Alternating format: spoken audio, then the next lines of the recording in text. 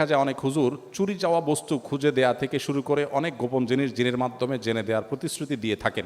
এক্ষেত্রে এগুলো বিশ্বাস করা এবং কুফুরের সীমা কতটুকু, এটা সম্পূর্ণ নাজায়েজ একটি কাজ। ইস্তেআনা বিল জিন বা জিনদের সাহায্য নিয়ে এ ধরনের কাজ করা, এটাকে সারা বিশ্বের সব উলামা একরাম নাজায়েজ বলেছেন। অতএব এটি কোনো অবস্থাতে জায়েজ নয়।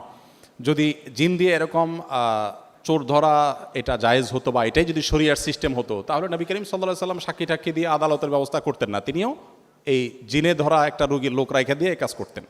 সো এটা সঠিক কোনো কাজ নয়। ইসলামের দৃষ্টিতে প্রক্সি দেওয়া নেওয়া বিষয়ে জানতে চাই। Again common. আচ্ছা, এইটা যেখানেই গেছি আমি শিক্ষা প্রতিষ্ঠানে সব জায়গায় দেখি কমন প্রশ্ন এটা আসছে। তার মানে এই অপকর্মটা খুব বেশি হয়।